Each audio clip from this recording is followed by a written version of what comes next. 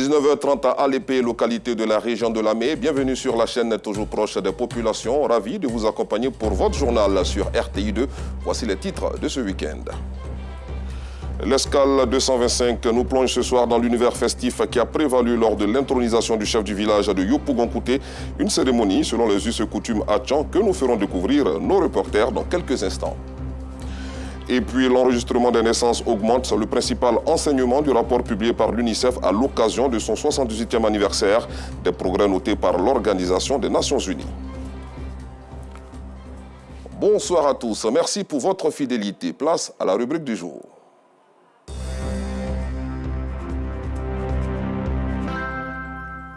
Direction Yopougon-Kouté, où le chef du village a été intronisé récemment selon les us et coutumes à Tchan. Ce peuple lagunaire, originaire du district autonome d'Abidjan, gère les affaires de la localité de façon particulière. D'un village à un autre, les accessoires et autres attributs du chef peuvent varier, mais le processus reste le même. Nos reporters Clément Boko, Kader Bachil et Dieudonné Siloué nous plongent dans l'ambiance qui a prévalu lors de cette intronisation. Jour spécial pour le village de Yopougon-Kouté, qui s'apprête à vivre un moment important de son histoire. L'intronisation du chef de village choisi de façon consensuelle par la génération Tchaba.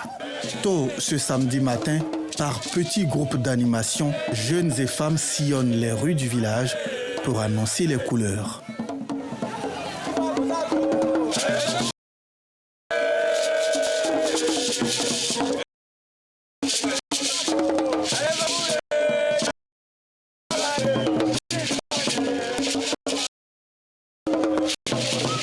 La veille déjà, à la place publique, les générations et classes d'âge se succèdent pour faire allégeance à la nouvelle chefferie.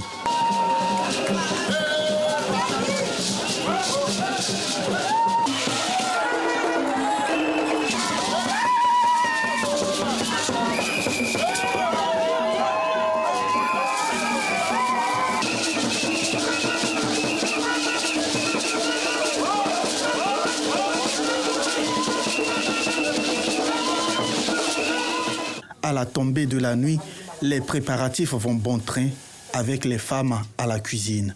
Nous sommes dans la joie, c'est un engouement pour nous. Et nous bénissons encore le nom de Dieu parce que c'est Dieu qui a permis que cela arrive.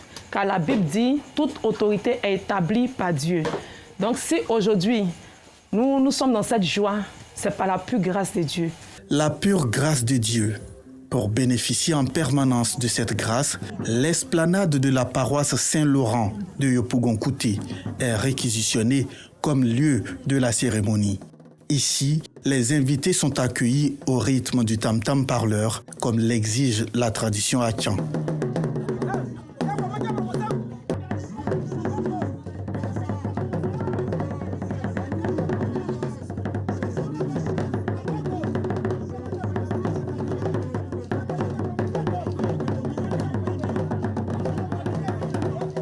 Par la coutume, le chef est choisi par sa génération, avec l'approbation des anciens et puis la bénédiction, l'onction du doyen d'âge que nous appelons communément le nona. Dans l'antichambre du village, l'élu du jour, le chef Clément Apiti Apiti, est choyé par des mains habiles qui le préparent pour la grande parade devant l'Assemblée. En bon croyant, le chef Apiti se recommande à la grâce du Seigneur. Jésus-Christ est un mais nous Jésus-Christ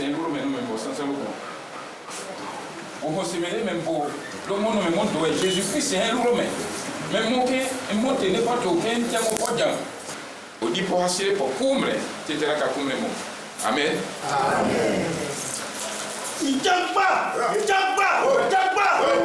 Une fois la prière terminée, direction le lieu de la manifestation. Dans chaque village, il y a donc des particularités. Contrairement aux autres villages à Tchan, ici à Yopougon-Kouté, nous avons un chef et 2 adjoints. Alors que dans certains villages, nous avons un chef et 1 adjoint. Il y a encore d'autres villages, c'est seulement le chef. Je signale que ça fait 5 ans maintenant que nous sommes au pouvoir en Pégatchan. Mais c'est maintenant que le chef reçoit officiellement son arrêté qui lui permettra de gouverner officiellement aussi. Le chef fait son entrée avec les ovations du public, composé d'autorités administratives, d'élus locaux, de guides religieux et bien d'autres personnalités.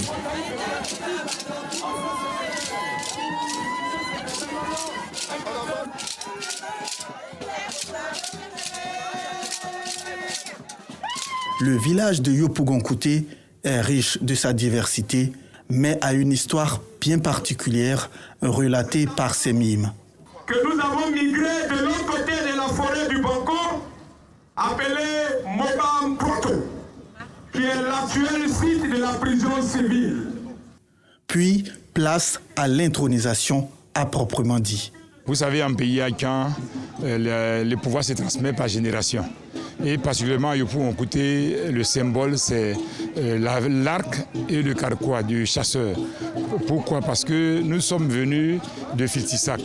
Et Yopougon-Kouté, le site actuel là où nous sommes, c'est un site qui a été découvert par un chasseur. C'est dans l'une de ses randonnées qu'il a découvert une source d'eau potable et après il est allé appeler ses frères. Ses frères sont venus s'installer ici puisque vers le Banco où ils étaient par le passé, il y avait quelques crises avec le peuple Bidja. Il faut dire que particulièrement le pouvoir d'Oubo ayant pris fin, la génération d'Oubo a cédé le symbole au doyen du village puisque en réalité le premier responsable du village c'est le Nana, le doyen que nous appelons particulièrement le Nana. Et le Nana à son tour donne l'autorisation à la génération qui suit, c'est-à-dire les Tchagba actuellement, de se choisir un chef. Et une fois que les Tchagba sont choisis le chef, le symbole qui est transmis au Nana, le Nana le retransmet à la nouvelle génération qui conduit le processus.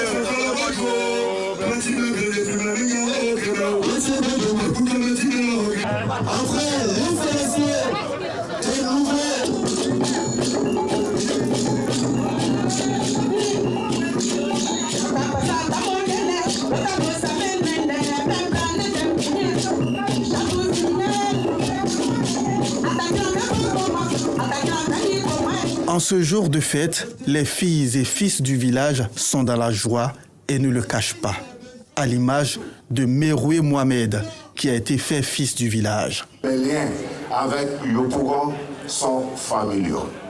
En effet, il y a de cela 2 ans, vous m'aviez adopté, en faisant de moi un fils de Yopougon-Kouté. Vous m'avez baptisé Mobio et intégré à la génération Tchagba. Remettant l'arrêté préfectoral au chef nouvellement investi, le préfet d'Abidjan a prodigué quelques conseils. Que Dieu lui-même déverse sur vous, population de Yopougon-Kouté, que je mets en mission à l'effet d'apporter votre soutien au chef, parce que le travail qu'il va accomplir n'est pas aisé, c'est exaltant, c'est une noble mission, mais ce travail est extrêmement délicat. Il a besoin de votre soutien, de votre accompagnement, de votre présence à ses côtés. Pour les chefs Hatchan, l'intronisation est d'une importance capitale pour la bonne marche du village. Un chef février est quelqu'un qui est choisi par sa génération, mais il est chef pour environ 15 ans. C'est toute une éternité pour lui, parce qu'il doit désormais se mettre à la disposition de sa population et travailler de sorte à pouvoir promouvoir les valeurs du village. On est tellement content parce qu'aujourd'hui on s'est mis ensemble. C'est l'union qui fait la force. Il fallait forcément que tous les chefs se mettent ensemble pour pouvoir faire avancer d'abord le projet de cohésion sociale, l'unité, la paix.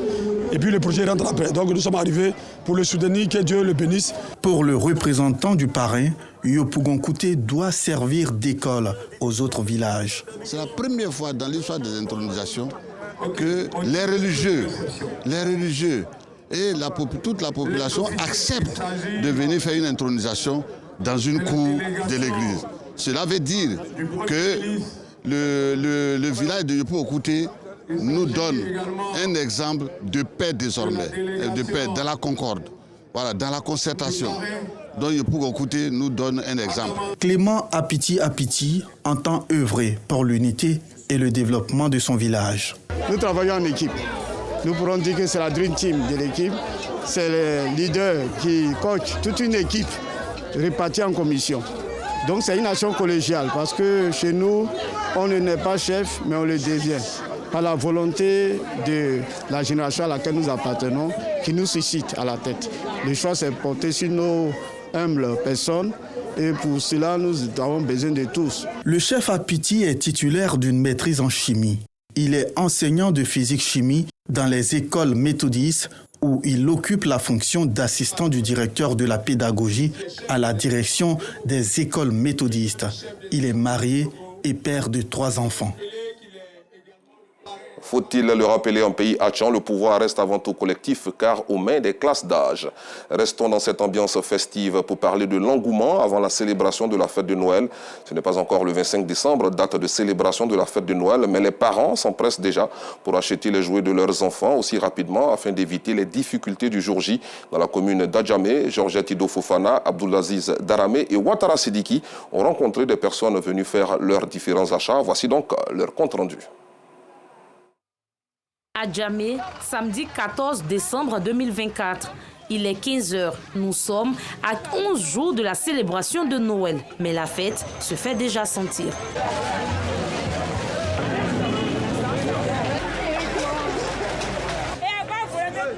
Kwasi et sa femme sont venus acheter les jouets de leurs enfants pour éviter les courses interminables du 23, 24 et 25 décembre. Le 25, ça sera très compliqué. Déjà la semaine qui vient, elle sera beaucoup mouvementée à Djamé, donc on a préféré en même temps pour ne pas avoir trop de monde autour de nous et tout ça. Et comme ça, c'est plus facile actuellement. Comme Kwasi et son épouse, Eugène, est aussi parent. Pour ne pas faire face aux difficultés liées à ce jour, il préfère acheter tôt le cadeau de son enfant. C'est aussi l'attitude qu'adopte Carole, mère de 3 enfants, venue elle aussi se procurer des présents pour ses tout-petits. À cause des embouteillages, vous voyez déjà, il y a du monde. Donc, j'ai préféré dès maintenant pour venir payer les cadeaux de mes enfants. Pour les commerçants, cette période est surtout l'occasion de se frotter les mains. Et il ne faut pas gâter l'interview des gens. À cause de Noël, là, je suis venue payer, jouer, pour aller revendre. J'ai gagné un peu. J'ai payé 100 000 francs, je revends à 1100 francs. J'ai gagné 100 francs dessus. La fête de Noël ne passe aucunement inaperçue dans le pays. C'est l'occasion pour les parents d'exprimer leur amour pour leurs enfants. Une manière de procurer à ces derniers la joie de vivre et de renforcer les liens qui les unissent. Il faut le savoir, la fête de fin d'année rime avec la magie de Noël et cadeau, que ce soit pour faire plaisir à un enfant, un ami ou un parent. Dénicher le cadeau idéal ne relève pas du même défi. Un mot de religion dans ce journal. De nombreux chrétiens évangéliques venus des 4 coins de la Côte d'Ivoire ont participé récemment à un pèlerinage spirituel unique en son genre en Turquie, dont le territoire abrite de nombreux vestiges et églises qui témoignent de la vie des premiers chrétiens hors d'Israël. Des précisions avec Charles Tatou. Vestiges de Laodicée, ville de renom du monde antique dans la région de Konya, en Turquie. Localité dont parle la Bible concernant les 7 églises d'Apocalypse. Ici, le constat a été que les chrétiens primitifs n'affichaient pas une grande foi face aux adorations de plusieurs dieux. On est à côté d'un temple dédié à une grande divinité. Probablement, il s'agit, selon les archéologues, du dieu Zeus. Alors Jean a envoyé 7 lettres parce qu'il voulait prêcher le christianisme, et alors que les Romains, qui étaient païens, ils l'ont exilé à Patmos. Et à partir de là, il a envoyé des lettres vers les communautés dans la région égéenne. Une observation de quelques minutes de prière, d'exhortation et de paix en faveur de la Côte d'Ivoire par les chrétiens pèlerins. Je quitte de ce lieu avec un sentiment de repentance, à revenir à Christ véritablement, à nous abandonner entièrement entre les mains du Christ, car sa venue est imminente. Et la Bible déclare, quand il viendra, trouvera-t-il encore de la foi? Il faudrait que nous puissions garder la foi comme nos patriarches ont gardé la foi.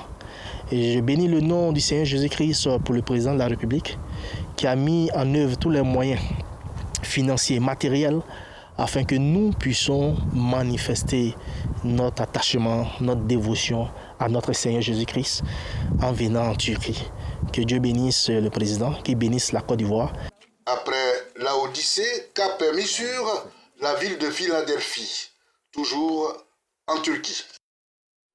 Parlons culture à présent. Actuellement, à l'espace Rotary de San Pedro se tient la 4e édition du Bolo Festival, une lucarne de promotion de la danse kroumen, mais aussi des valeurs culturelles et des sites naturels attrayants de la région. Hier, ce patrimoine matériel a été présenté au cours d'une conférence afin d'amener les uns et les autres à faire la promotion de la destination San Pedro. Théodore Zouzou. Salle Rotary de San Pedro, district du Bas-Sassandra, au sud-ouest du pays. À travers des projections, la cartographie du patrimoine matériel du département de San Pedro est présentée. Cet atlas ou espace géographique offre plusieurs types de tourisme, entre autres Que les types de tourisme sont liés aux potentialités touristiques. Et à cela, on fait ressortir le tourisme balnéaire, le tourisme religieux et de mémoire, le tourisme sportif, l'écotourisme. La conférence sur les valeurs culturelles, qui se tient à la faveur de la 4e édition du Bolo Festival, vient ouvrir l'esprit des uns et des autres pour une exploitation gagnante et répondre à certaines préoccupations. Présenter l'atlas touristique de la région de San Pedro, parce que cette région en rigorge davantage. Nous avons voulu promouvoir une grande partie des aspects touristiques de la région de la Côte d'Ivoire pour faire savoir ça à la nation et au-delà au monde pour que San Pedro soit destination touristique première. Pour le conférencier et l'autorité traditionnelle, cette haute rubrique du Bolo Festival est une plus-value pour le département de San Pedro. Effectivement, il est très important de présenter le patrimoine matériel et immatériel touristique de la région de San Pedro parce que c'est une richesse dont pourrait profiter la Côte d'Ivoire pour créer de l'emploi, pour créer de la richesse et aussi pour contribuer à la consolidation de la paix en Côte d'Ivoire. Avec le Bolo Festival et comme les autres festivals également, il y a lieu de faire ressortir tout ce que nous avons comme culture qui a tendance à disparaître. Si, à l'intérieur de cet aspect-là, il y a quelqu'un qui se lève et qui dit voilà, je vais entreprendre une telle action pour que la région soit connue, pour que les valeurs d'une région donnée soient connues. Moi, je ne peux qu'applaudir ça. Parce que si tu ne connais pas, tu vas empiéter sur ce qu'on ne doit pas faire ou ce qu'on doit faire dans la région. Tu ne sauras même pas comment marcher. Donc pour moi, c'est une bonne chose. Et puis je m'en réjouis. Le Bolo Festival fait la promotion des arts et cultures des peuples kroumen, bakoué et wané. Il met en lumière des sites naturels de la localité. Ce rendez-vous débuté le 11 décembre, prend fin le dimanche 15 décembre 2024. Retrouvons notre reporter Georgette Ido Fofana qui nous conduit cette fois à Alépé où le terrain des frères Capucins dans la commune a abrité le week-end dernier la cérémonie de lancement des activités de l'Académie Cissé Football Club, un club qui vient s'ajouter sur la liste de ceux existant déjà dans la région de Lamé. Son objectif, permettre à la jeunesse d'être bien formée. La commune d'Alépé, au sud du pays, a désormais un nouveau centre de formation de football. Il s'agit de l'Académie Cissé Football Club, un club qui vient combler le déficit des centres de formation pour ces jeunes de la région de Lamé. Ça va nous emmener à mieux nous performer dans ce que nous aimons et ça va emmener beaucoup de jeunes à laisser les choses éphémères comme la drogue, la cigarette pour pouvoir se joindre à nous, pour pouvoir développer les talents. Auparavant, il y avait une seule équipe, c'était la Juventus d'Alépé, mais depuis lors, nous n'avons plus entendu parler d'eux. Mais maintenant que nous sommes là, nous allons prendre le relais, nous allons révéler le nom d'Alépé. Il y a longtemps, nos enfants rêvaient d'être des footballeurs et n'avaient pas de centre à Alépé. Et Dieu merci, aujourd'hui, M. Cissé est venu, donc vraiment, ça nous fait plaisir de l'accueillir.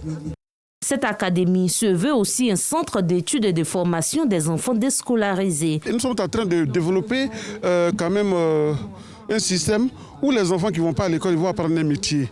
Donc si tu ne réussis pas au football, au lieu de laisser les enfants traîner, ils vont se donner à l'alcool, à la drogue, au banditisme, ou bien aller se jeter dans la mer. Non, on préfère encadrer ces enfants-là. Ceux qui vont réussir, ils vont jouer au football, et ceux qui vont réussir, ils auront de quoi faire.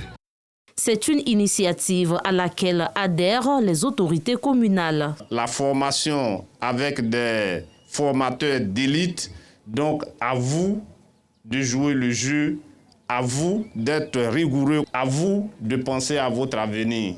Jeunes académiciens, au nom de l'État de Côte d'Ivoire, je vous engage à partir de maintenant à prendre votre destin en main, à prendre votre formation au sérieux, à faire de votre formation votre gagne-pain de demain.